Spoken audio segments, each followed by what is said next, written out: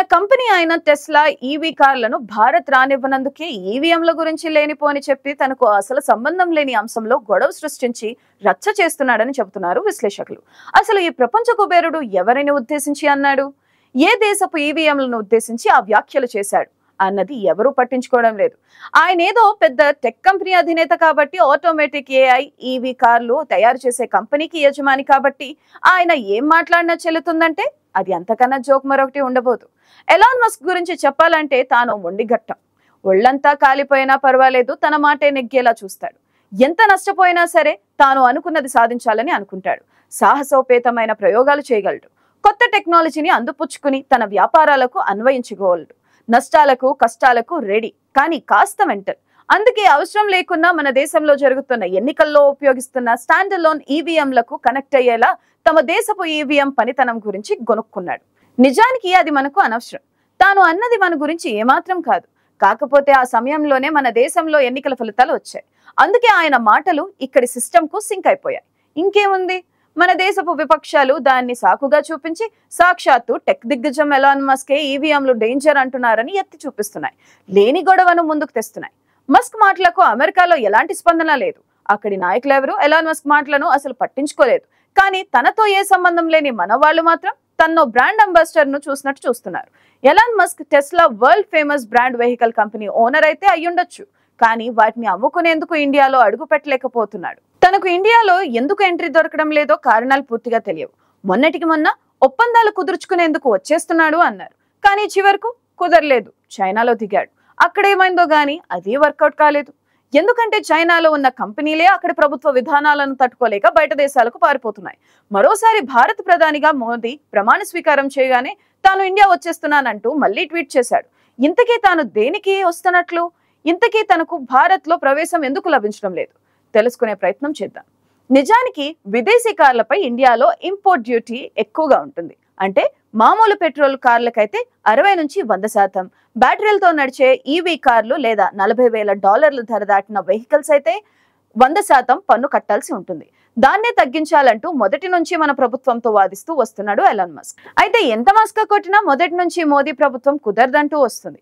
పోనీ మా కార్లను చైనాలో తయారు చేసుకుంటాను, ఇండియాలో అమ్ముకుంటాను అన్నాడు. అది కుదరదు. అది మా మేక్ ఇన్ ఇండియా పాలసీకి విరుద్ధం. ఇక్కడే తయారీ యూనిట్ పెట్టుకోవాలని మన వాళ్ళు స్పష్టంగా చెప్పారు. అలా టెస్లా కంపెనీకి దాంతో పాటే ఎలాన్ మస్క్ కు ఇండియా డోర్స్ క్లోజ్ అయ్యాయి. ఆ కోపం ఎలాన్ మస్క్ లో ఉంది. దాంతో మస్క్ ఇక ఇండియాను ఏదో రకంగా చికాకు పెట్టాలని అనిపించింది. టెస్లా ఈవీ కార్ల మంట లోపల ఉడుకుతున్నట్లుంది. దాంతో ఈవీఎంల హ్యాక్ చేయొచ్చు, వాటిని వాడకపోవడమే బెటర్ అంటూ అటు అమెరికా పేరును కూడా ఉచ్చరించకుండా ఓ కామెంట్ వదిలాడు. తరచి చూస్తే భారత్ ప్రధాని ద్వారా ఈవీఎంలు హ్యాక్ జరిగాయని ఎక్కడా అనలేదు. ఎందుకంటే తెలివైన తిక్కోడు కదా అని అంటున్నారు విశ్లేషకులు. అసలు ప్రపంచంలోకెల్లా అత్యంత సుదీర్ఘంగా ఎన్నికల ప్రక్రియ రిజల్ట్స్ వెల్లడి జరిగేది అమెరికాలోనే. అటువంటిది ఆ అమెరికన్లు మనకు పాఠాలు చెప్పే ప్రయత్నాలు చేస్తుంటారు. గతంలో ట్రంప్ ఎన్నిక సమయంలో రష్యన్ టెకీలు అమెరికా ఎన్నికల ప్రక్రియలో జోక్యం చేసుకున్నారని వార్తలు వచ్చాయి. ఎందుకంటే అక్కడ ఈవీఎంలు ఇంటర్నెట్ తో కనెక్ట్ అయి ఉంటాయి. దాంతో వాటిని ప్రపంచంలో ఎక్కడి నుంచైనా హ్యాక్ చేసేందుకు అవకాశం ఉంటుంది. కానీ మన ఈవీఎంల పరిస్థితి పూర్తిగా వేరు. ఈవీఎం అనేది విడిగా పనిచేసే యూనిట్, ఓ కామన్ నెట్వర్క్ లో పనిచేసేది కాదు. ఓట్ల లెక్కింపు కూడా విడివిడిగా ఈవీఎంల వారీగా మాత్రమే జరుగుతుంది. అవన్నీ ఒక చోట క్రోడీకరిస్తారు. ఫలితాలని ఎక్కడో ఓ చోట కూర్చుని ట్యాంపరింగ్ చేయడం గానీ హ్యాక్ చేయడం గానీ ఎలా కుదురుతుంది? సింపుల్ గా చెప్పాలంటే ఇది ఓ రకమైన క్యాలిక్యులేటర్ మాత్రమే, అంతే. ఈ విషయం ఇప్పటికే ఎన్నోసార్లు రుజువైంది. ఎన్నడూ ఈవీఎంలను ట్యాంపరింగ్ చేయవచ్చని రుజువు కాలేదు. హ్యాక్ జరిగింది అన్నదానికి ఆధారాలు కూడా లేవు. అలాంటిది భారతదేశపు ఈవీఎంను అమెరికా ఈవీఎంలతో పోల్చడం అంటే చెట్టు మీద కాయకు సముద్రంలో ఉప్పుకు సంబంధం కల్పించడమే అవుతుంది. అభివృద్ధి చెందుతున్న దేశాలు ఎన్నికల కోసం ఈవీఎంలు కాకుండా ఇంకా పేపర్ బ్యాలెట్ ని వాడుతున్నాయి. ఆశ్చర్యకరంగా అనిపించినా ఇది నిజం. సాధారణంగా ఎన్నికల నిర్వహణకు కొన్ని పద్ధతులంటూ ఉంటాయి. పేపర్ బ్యాలెట్, ఈవీఎం వాడకం, లేదంటే రకరకాల కాంబినేషన్లలో ఎన్నికలు నిర్వహించడము జరుగుతుంది. మరి టెక్నాలజీ మీద తప్పనిసరిగా ఆధారపడుతున్న ఈ రోజుల్లో దాదాపు 100 దేశాలు ఈవీఎంలను పక్కన పెట్టాయి. Philippines, Australia, Costa Rica, Guatemala, Ireland, Italy, Kazakhstan, Norway, UK ఈవీఎంలను ప్రయోగాత్మకంగా పరిశీలించాయి. వాటి ఫలితాల ఆధారంగా చివరకు పోస్టల్ బ్యాలెట్ పద్ధతిలోనే ఎన్నికలు కొనసాగిస్తున్నాయి. భద్రత, ఖచ్చితత్వం, విశ్వసనీయత, ఎన్నికల ధృవీకరణ ఇవన్నీ ఈవీఎంల వాడకంపై అనుమానాలకు కారణం కారణమవుతున్నాయి. అందుకే ఆశ్చర్యంగా అనిపించినప్పటికీ అభివృద్ధి చెందిన కొన్ని దేశాలు ఇప్పటికీ ఈవీఎంలను వాడడం లేదు. జర్మనీ, నెదర్లాండ్స్, పరాగ్వే దేశాలు ఈవీఎంల వాడకాన్ని పూర్తిగా ఆపేశాయి. అక్కడ పేపర్ బ్యాలెట్ పద్ధతిలోనే ఎన్నికలు నిర్వహిస్తున్నారు. 2006లో నెదర్లాండ్స్ ఈవీఎంలను నిషేధించింది. 2009లో ఐర్లాండ్, అదే ఏడాది ఇటలీ సైతం ఈవీఎంలను బ్యాన్ చేశాయి. ఇక్కడ బ్యాలెట్ పేపర్ తో పాటు రకరకాల కాంబోలో ఎన్నికలు జరుగుతున్నాయి. సాంకేతికతలో ఓ అడుగు ఎప్పుడూ ముందుండే జపాన్ లో ఒకప్పుడు ఈవీఎంల వాడకం ఉండేది. కానీ 2018 నుంచి అక్కడ కూడా ఈవీఎంల వాడకం నిలిపివేశారు. అగ్రరాజ్యం అమెరికా సహా చాలా దేశాల్లో ఈవీఎంల వాడకం పూర్తి స్థాయిలో జరగడం లేదు.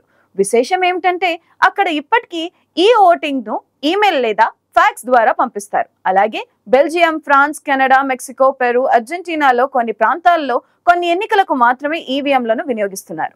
2009 మార్చిలో జర్మనీ దేశ సర్వోన్నత న్యాయస్థానం ఈవీఎంల వాడకం రాజ్యాంగ విరుద్ధమని తేల్చింది. ఈవీఎం పనితీరుపై అనుమానాలు వ్యక్తం చేస్తూ ఎన్నికల్లో పారదర్శకత అనేది ప్రజలకు రాజ్యాంగం కల్పించిన హక్కు అని జర్మనీ కోర్టు తీర్పు సందర్భంగా వ్యాఖ్యానించింది. ప్రపంచవ్యాప్తంగా భారత్, బ్రెజిల్, వెనుజులా సహా 25 దేశాలు మాత్రమే ఈవీఎంలను ఉపయోగిస్తున్నాయి. ఈవీఎంల విశ్వసనీయతపై చర్చ జరగడం ఇప్పుడు తొలిసారి కాదు. 2009లో సుబ్రమణ్యన్ స్వామి, ఇంకా అప్పటికి ఆయన బీజేపీలో చేరలేదు, ఈ అంశాన్ని లేవనెత్తారు. ఈవీఎంలతో ఎన్నికల నిర్వహణ సరికాదని అభిప్రాయపడ్డ ఆయన న్యాయ పోరాటానికి సైతం సిద్ధపడ్డారు. అయితే ఇప్పుడు ఈవీఎంల వద్దని, పోస్టల్ బ్యాలెట్ ముద్దు అని పోరాటాలు ఉధృతం అవుతున్న వేళ ఆయన మౌనంగా ఉండిపోయారు. ఎలాన్ మస్క్ చేసిన కామెంట్ తో ప్రతిపక్షాలకు ఊతం దొరికింది. రాహుల్ గాంధీ సహా ఇతర ఇండియా కూటమి నేతలు మళ్లీ ఈవీఎంల మీద నెగటివ్ వ్యాఖ్యలకు దిగుతున్నారు.